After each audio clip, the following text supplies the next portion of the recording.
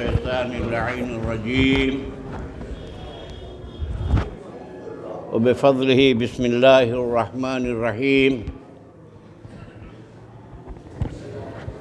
الحمد لله الذي خلق الموت والحياة ليبلوكم أيكم أحسن عملا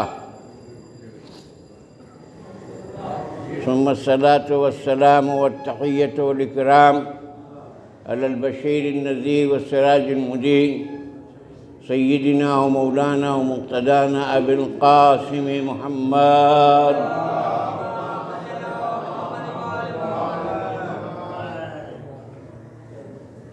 وعلى آله الطيبين الطاهرين المعصومين الهداة المهديين مصباح الهدى وسفينة النجاة قرة الله رزق الذي لا انفصام لهم ألا وهم أهل بيت نبيكم الذين أذهب الله عنهم الرجس وطهرهم تطهيرا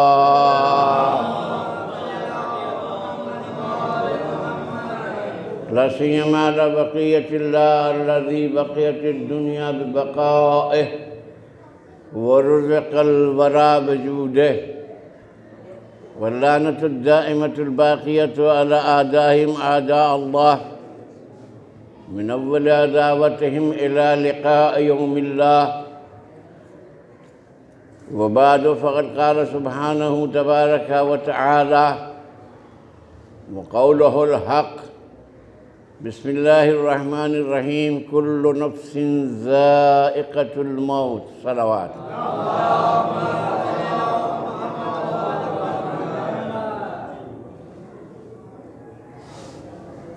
سب سے پہلے ایک مومنہ کے 40ویں کی مجلس ہے. مومنین کرام سے التماس ہے کہ ذرا سا منبر سے قریب ہو جائیں. آپ کی قربت کی وجہ سے میری نقاہت دور ہو جائے گی. صلوات حضرت محمد وآل محمد.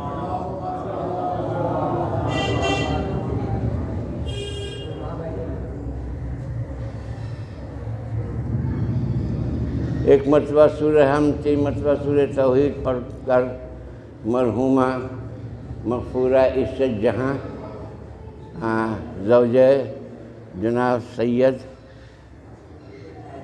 حسن صاحب ارشاد فرما دیں. بسم اللہ الرحمن الرحیم وبس مع محمد صلوات حضرت محمد وآل محمد.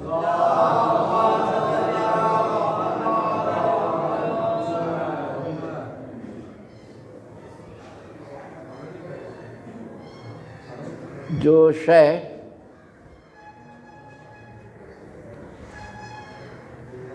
بہت زیادہ ظہور رکھتی ہے تو وہ خفا میں آ جاتی ہے.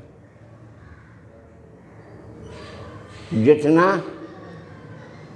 اس کا ظہور ہو اتنی ہی وہ خفا میں آ جاتی ہے. انہی میں سے ایک شے موت ہے. موت کا یقین سب کو ہے، حتیٰ کہ جن کو وجود باری تعالیٰ پر شک ہے ان کو بھی موت پر یقین ہے. اتنا ظہور ہے، اس کے باوجود موت اتنی خفا میں چلی گئی کہ پروردگار عالم بار بار کہہ رہا ہے کل نفس ذائقۃ الموت. کیوں؟ جب شے بہت قریب ہوتی ہے تو وہ دور بھی ہو جاتی ہے. مثال کے طور پر آپ قرآن لے کے پڑھیے ایسے تو آپ پڑھ لیجئے گا. یہ قرآن آپ کی آنکھوں سے 1 فٹ دور ہے. جتنا اس کو قریب لیتے جائیے گا اتنے ہی قرآن کی تحریر ختم ہوتی جائے گی. یہاں تک کہ آپ کو قرآن کو بالکل آنکھوں میں لگا لیجئے. اب پڑھیے، بہت قریب ہے.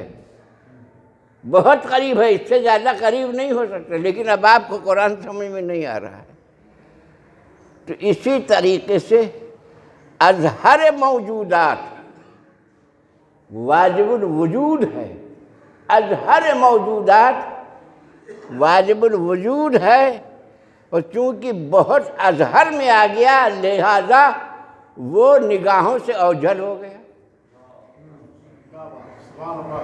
اسی طریقے سے اظہر موجودات میں موت ہے، کہا گیا خلق الموت والحیات، ہم نے موت کو بھی پیدا کیا ہے اور حیات کو بھی۔ تو موت بھی موجودات عالم میں سے ایک وجود ہے۔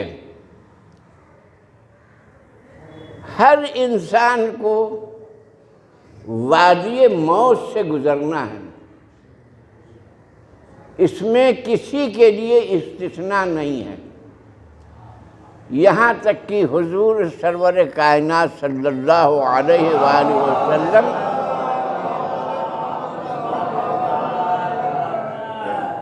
کو بھی وادی موت سے گزرنا نہیں پڑا۔ ارشاد وَإِنَّكَ مَيِّتٌ وَإِنَّهُمْ مَيِّتُونَ، پیغمبر تم کو بھی وادی موت سے گزرنا ہے، تمہاری امت کو بھی گزرنا ہے۔ تو یہ وادی بڑی خطرناک وادی ہے، وادی موت، جسم میں زلزلہ پیدا کرنے والا میدان ہے۔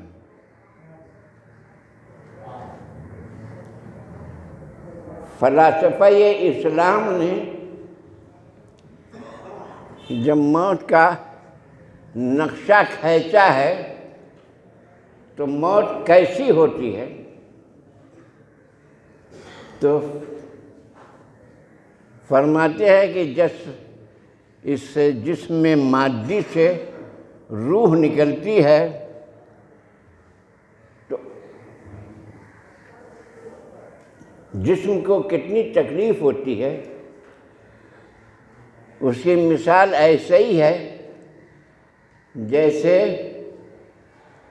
کانٹے دار درخت ہو، خاردار درخت ہو، اور اس پر ریشم کا کپڑا ڈال دیا جائے اور اس کو جھٹکے سے کھینچا جائے تو ریشم کے کپڑے کے تار تار ہو جاتے ہیں۔ ایسے ہی ہے جب روح نکلتی ہے تو جسم کا ایک ایک حصہ تار تار ہو جاتا ہے، یہ کیفیت ہے۔ قرآن کریم اسی کو پیش کر رہا ہے، کل نفس ذائقۃ الموت، ہر نفس کو، ہر ذی حیات کو موت کا ذائقہ ایک نہ ایک دن ضرور چکھنا ہوگا۔ تو موت ہر انسان چکھتا ہے، اسی لیے کہا گیا کل نفس ذائقۃ الموت، موت کا ذائقہ بڑا اچھا ہے، اس لیے لفظ ذائقہ اچھی صفت ہے، اچھی چیزوں کے لیے لفظ ذائقہ استعمال ہوتا ہے، خراب چیزوں کے لیے لفظ ذائقہ استعمال نہیں ہوتا۔ اور قدرت نے کہا کل نفس ذائقۃ الموت، موت کا ذائقہ بڑا اچھا ہے، مگر یہ انسان بدبخت ہے کہ اس نے اس اچھے ذائقے کو تلخ بنا دیا ہے۔ صلوات بھیجئے محمد وعلیہ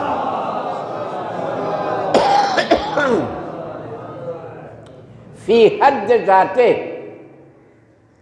اگر اس میں کوئی ملاوٹ نہ ہو تو موت کا ذائقہ بڑا اچھا ہے، جب ملاوٹ ہو جاتی ہے تو ذائقہ ملاوٹ کے حساب سے بدلتا رہتا ہے۔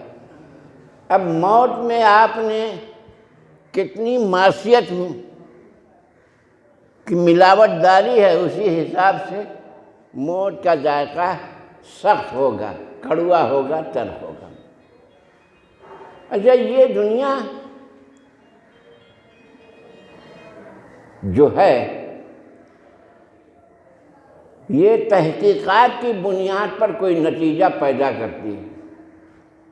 تحقیقات، اب دیکھیے کورونا کے سلسلے میں 1 سال سے تحقیق ہو رہی ہے کہ اس کو دفع کرنے کا علاج کیا ہوگا، تحقیق ہو رہی ہے۔ تو تحقیق کے بعد جب انسان کسی نتیجے پر پہنچتا ہے تو اس کا رزلٹ آتا ہے۔ جب نتیجے پر پہنچتا ہے، موت کے متعلق ہم نے سوچا کہ ہم تحقیق کریں کہ موت کا ذائقہ کیسا ہے، تو اس مادی دنیا میں کسی چیز کی تحقیق کرنے کا واحد راستہ ریسرچ ہے۔ موت پر ریسرچ کی جائے تب ہم سمجھیں گے کہ موت کا ذائقہ کیسا ہے۔ اور ریسرچ کرنے کے لیے ضرورت ہے کہ ہمارے پاس کوئی باڈی ہو اور اس باڈی پر ہم ریسرچ کریں۔ یہ باڈی وہ مردے والی باڈی نہیں، زندہ انسان کی باڈی، اس پر ہم ریسرچ کریں کہ موت کا ذائقہ کیسا ہوتا ہے۔ ہم نے انجیکشن لگایا کہ اس پر موت طاری ہو، اور موت طاری ہو تو آ کے ہمیں بتائے کہ موت کا ذائقہ ایسا ہوتا ہے۔ تو جو موت کو چکھ لیتا ہے وہ واپس نہیں آتا کہ آ کر بتائے، تو ہماری تحقیق تو ادھوری ہو گئی۔ اب ہم بتا نہیں سکتے کہ موت کا ذائقہ کیسے ہوتا ہے۔ اس لیے قرآن کریم نے سورہ بقرہ میں کہا ہے الف لام میم ذالک الکتاب لا ریب فیہ ھدی للمتقین، اور آگے کیا ہے یاد نہیں ہے آپ کو؟ میں تو بوڑھا ہو گیا۔ الذین یؤمنون بالغیب، قرآن ان متقیوں کی ہدایت کرتا ہے جو غیب پر ایمان رکھتے ہیں۔ غیب کا مطلب یہ ہے کہ ہم ریسرچ کریں کسی نتیجے پر نہ پہنچیں، غیب کے حوالے سے نتیجے پر پہنچ جائیں۔ تو اللہ غیب ہے، اس کو کوئی دیکھ نہیں سکتا، لیکن جو اللہ پر ایمان لے آئے تو یہ داخل ہو گیا الذین یؤمنون بالغیب پر۔ یہی بالغیب جو غیب پر ایمان رکھتے ہیں، غیب کے ذریعے سے ان کو علم ہو سکتا ہے کہ موت کا ذائقہ کیسا ہو۔ اور جو عالم بالغیب ہوتے ہیں وہ معصومین علیہ السلام ہیں۔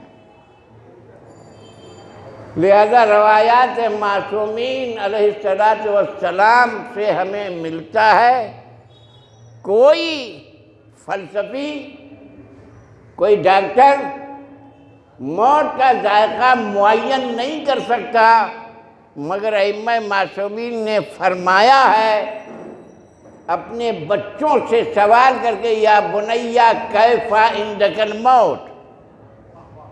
امام حسین نے شب عاشور جناب قاسم سے سوال کیا بیٹا موت کا ذائقہ کیسا ہے؟ جواب دیا احلی من العسل، شہد سے زیادہ شیرین۔ صلوات بھیجو محمد۔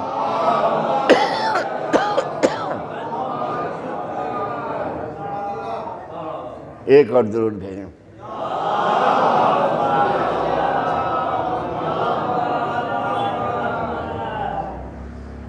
تو یہ اسلام ہے جو بتا سکتا ہے کہ موت کا ذائقہ کیسا ہے۔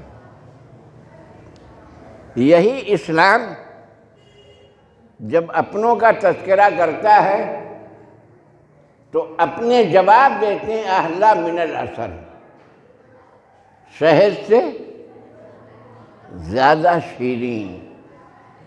لیکن جب غیروں کا تذکرہ آتا ہے تو معصومین نے بتایا ہے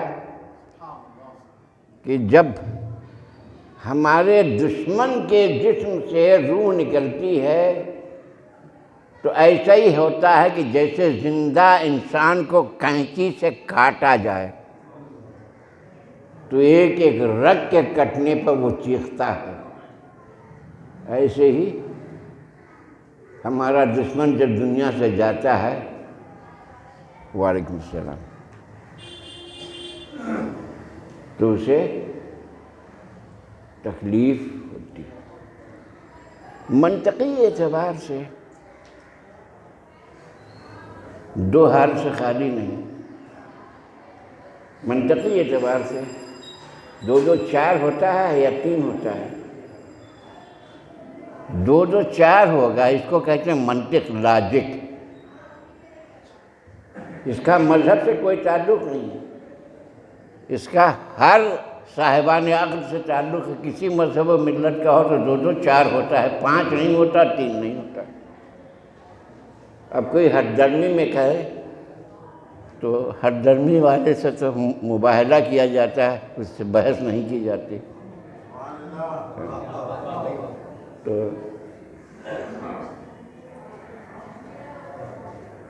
لاجک کے اعتبار سے دو حال سے خالی نہیں ہے۔ اسی طریقے سے لاجک کے اعتبار سے حضرت علی کے سلسلے میں وہ بھی دو حال سے خالی نہیں ہے، تیسری کوئی صورت نہیں ہے، ہاں ہے نا؟ یہ علی کا دشمن ہے مرنے والا، یہ علی کا دوست ہے، تیسری صورت بتائیے۔ آپ کہیں کہ نہ ہم دشمن ہیں نہ دوست ہیں، ہم نیوٹرل ہیں، یہ یہاں نہیں چلے گا۔ ہم پوچھیں آپ علی سے محبت کرتے ہیں یا علی سے بغض رکھتے ہیں؟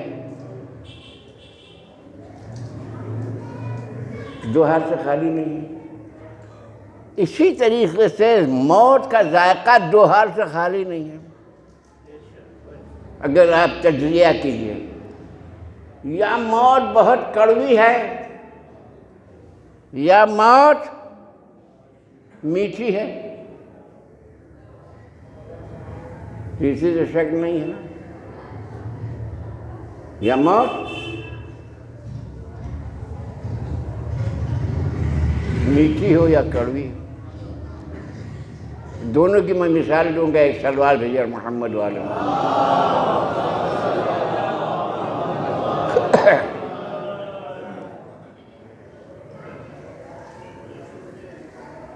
پانی آپ پیتے ہیں نا، پانی تو پانی کی ماہیت میں شیرینیت ہے۔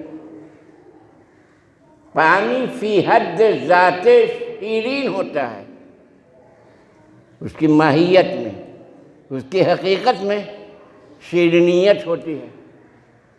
مگر ہم دنیا میں دیکھتے ہیں کچھ لوگ ایسے ہیں جن کو پانی میٹھا لگتا ہے، کچھ لوگ ایسے ہیں جن کو پانی کڑوا لگتا ہے۔ در حقیقت کی پانی کی ماہیت میں جلال ہے، لطافت ہے، شیرینیت ہے، پھر ان کو کڑوا کیوں لگ رہا ہے؟ تو تحقیق سے پتہ چلا کہ انہوں نے اپنا مزاج خراب کر رکھا، ان کو نزلہ ہو گیا۔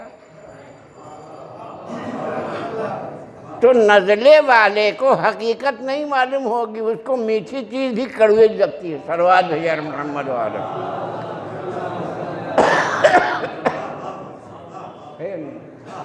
حقیقت موت مٹھاس ہے، لیکن جنہیں نزلہ لگ گیا ہو ان کو مٹھاس کا احساس نہیں ہوتا، وہ تو پانی پئیں گے تھوک دیں گے بڑی کڑوی شے ہے۔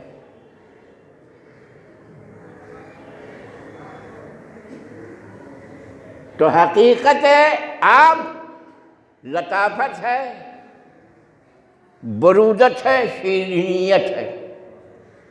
جن کو نزلہ ہو گیا ان کے لیے کڑواہٹ ہے۔ اس کے اپوزٹ ایک مثال دیں، جہاں حقیقت کڑواہٹ ہے، حقیقت کڑواہٹ ہے۔ مثلا تمباکو نوشی، تمباکو کی حقیقت کیا ہے؟ کڑوا پن۔ تمباکو کی حقیقت کیا ہے؟ کڑوا پن۔ لیکن جو تمباکو نوشی کا عادی ہو گیا ہے اسے یہ دھواں میٹھا لگے گا۔ جو عادی نہیں ہے وہ حقیقت کو درک کر لے گا کہ کڑوا ہے، جو عادی ہے اس کے لیے کڑواہٹ شیرینی میں بدل جائے گی۔ تو موت بھی ایسا ہی ہے۔ موت ایک حق ہے، حق کا جو عادی ہے اس کے لیے کڑواہٹ شیرینی میں بدل جائے گی، جو حق کا عادی نہیں ہے اس کے لیے کڑوا ہی کڑوا نظر آئے گا۔ تو اب آپ حق کی فہرست بنا لیجئے، فہرست ہے نا؟ ارے بھائی آپ فہرست پڑھتے ہیں، میں تو صرف توجہ دلا رہا ہوں۔ حق کی فہرست آپ کے پاس ہے؟ نہیں، قبرستان میں جائیے گا، وہاں آپ کو حق کی فہرست نظر آئے گی۔ وہاں جو تلقین پڑھتا ہے وہ حق کی فہرست مردے کو یاد دلاتا ہے۔ موت حق ہے، میزان حق ہے، نماز حق ہے، روزہ حق ہے، زکوٰۃ حق ہے۔ تو دنیا میں جو ان حقیقتوں پر چلتا رہا تو ان حقیقتوں کا عادی ہو گیا، زندگی بھر نماز پڑھتا رہا تو نماز حق ہے، اس کا عادی ہو گیا، ہر سال روزہ رکھتا تھا، روزہ حق ہے، اس کا عادی ہو گیا۔ جب موت آئے گی تو موت بھی حق ہے، جب حق کا عادی زندگی بھر رہا۔ صلوات بر محمد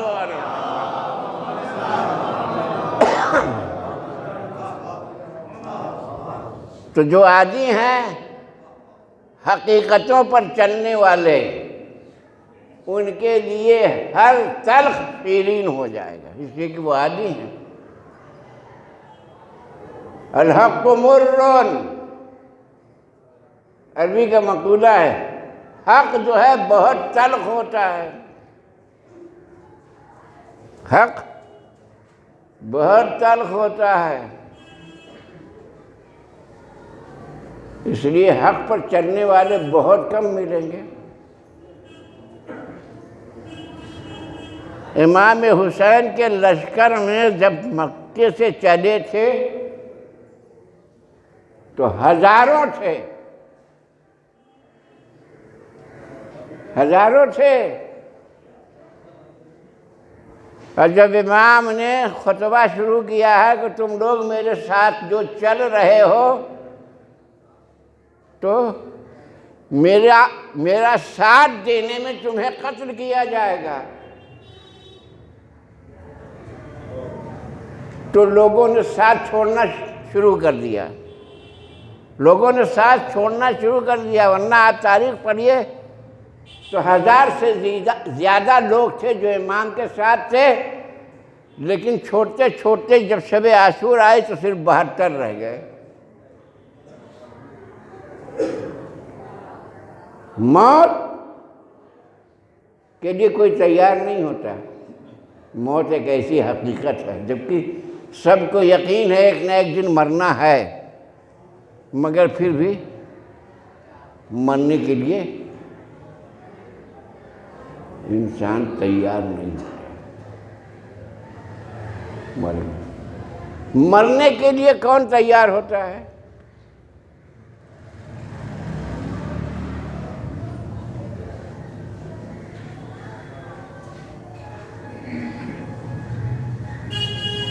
کسی کو کہیے کہ مر جاؤ، ارے بھائی کیوں مار رہے ہو؟ ارے بھائی تھوڑی دیر کے لیے مرنا ہے، مر جاؤ۔ اس کے لیے بھی انسان نہیں تیار ہوتا ہے، الا یہ کہ آپ کوئی معاوضہ دیجئے تب ایکٹنگ کرتا ہے مرنے کی، تب ایکٹنگ کرتا ہے مرنے کی، ورنہ کوئی تیار نہیں ہوتا۔ ایک واقعہ ایسے ہی گزرا ہے امیر المومنین علیہ السلام کی زندگی میں۔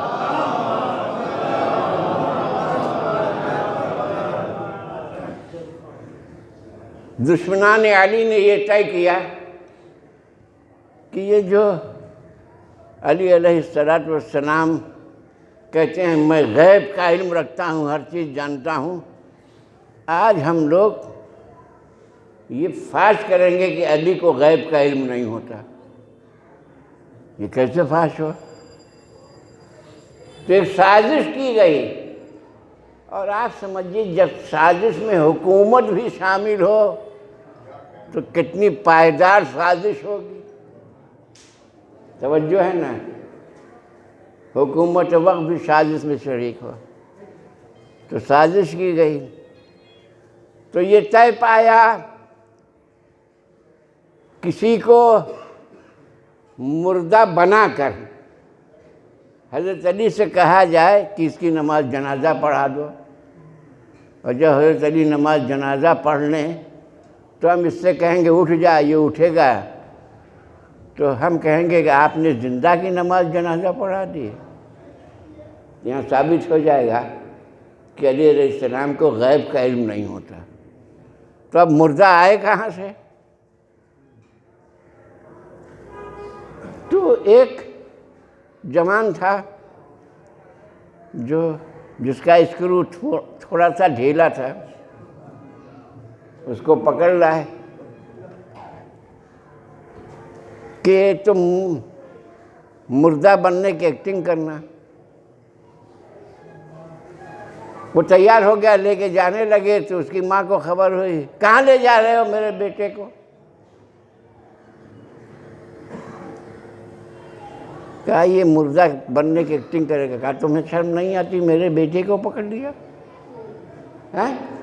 نہیں اس کو چھوڑ دو۔ تو معلوم ہوا کہ کوئی مردہ بننے کی ایکٹنگ کے لیے بھی تیار نہیں ہے۔ تو خیر اس بوڑھی ماں کو سمجھا بجھا کے تیار کیا کہ بھائی تھوڑے دیر کی بات ہے، پھر اسے انعام سے نوازا جائے گا۔ تو اس کو راضی کر لیا۔ اس کے بعد خبر آئی کہ فلاں شخص کے گھر میں فلاں جوان مر گیا۔ اب لوگ روتے پیٹتے ہوئے حضرت علی کی خدمت میں آئے، رو رہے ہیں، سر پیٹ رہے ہیں۔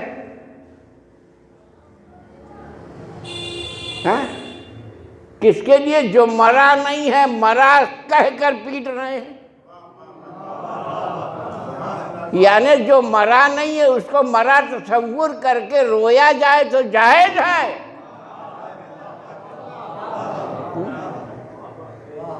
جائز ہے۔ تو خیر کہا کس کا بیٹا؟ کہا فلاں کا بیٹا۔ کہا اچھا اس کی ماں کو بلاؤ۔ اس کی ماں آئی تو وہ بھی روتی ہوئی آئی، یا امیر المومنین میرا بیٹا گزر گیا، میں برباد ہو گئی، میرا ایک ہی تھا دیکھنے والا، اب کوئی دیکھنے والا نہیں ہے۔ کہا مر گیا؟ کہا ہاں مر گیا۔ کہا پھر غور کر، پھر بتا واقعاً تیرا بیٹا مر گیا؟ کہا ہاں مر گیا۔ جب 3 دفعہ مولا نے اس سے اقرار لے لیا اور وہ کہہ رہی ہے رو رو کہ مولا میرا بیٹا مر گیا، ہماری خواہش ہے آپ نماز جنازہ پڑھا دیجیے۔ مولا کے سامنے جب جنازہ آیا تو مولا نے اس کی نماز جنازہ پڑھنا شروع کی۔ پہلی تکبیر لوگ خوش تھے کہ ابھی یہ اٹھے گا، دوسری تکبیر نہیں اٹھا، تیسری تکبیر نہیں اٹھا، آخری تکبیر نہیں اٹھا، تو خود ان لوگوں نے اٹھانے کی کوشش کی تو جو زندہ تھا وہ اب مردہ ہو گیا۔ جہاں سازشیں رچی گئی تھی کہ حضرت علی کے لیے ہم یہ ثابت کریں وہ پردے کے نیچے کیا ہے وہ نہیں جانتے، تو غیب کی بات کیا جانیں گے؟ تو امیر المومنین علیہ السلام نے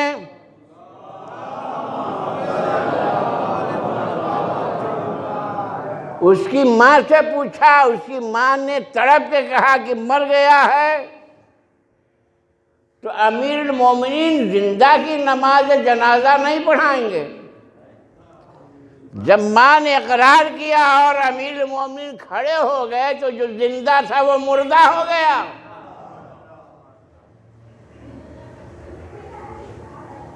تو معلوم ہوا جو علی سے دشمنی رکھتا ہے وہ زندہ ہوگا تو مردہ کہلائے گا، اور جو علی سے محبت رکھے گا وہ مردہ ہوگا تو زندہ کہلائے گا۔ صلوات بجائے محمد وآلہ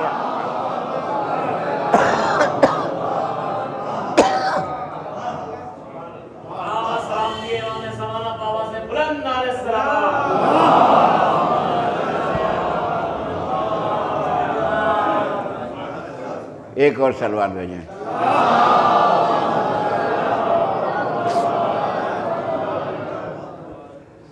اچھا، جو مردہ ہوتا ہے اس سے کوئی بات نہیں کرتا، کرتا ہے؟ مردہ سے کوئی بات نہیں کرتا، لیکن ہم اپنے مردوں سے بات کرتے ہیں، بات کرتے ہیں یا نا؟ اسمع افہم، یہ اسمع افہم کس سے کہا جاتا ہے؟ جو سمجھنے کی صلاحیت رکھے اس سے کہا جاتا ہے سن تو سمجھ تو۔ جو سننے کی طاقت رکھتا ہے، سمجھنے کی طاقت رکھتا ہے، تو اس سے ہم کہتے ہیں سن تو سمجھ تو۔ ہم تلقین میں تو یہی پڑھتے ہیں، اسمع افہم یا عبداللہ اسمعی افہمی یا امت اللہ، ایک کنیز خدا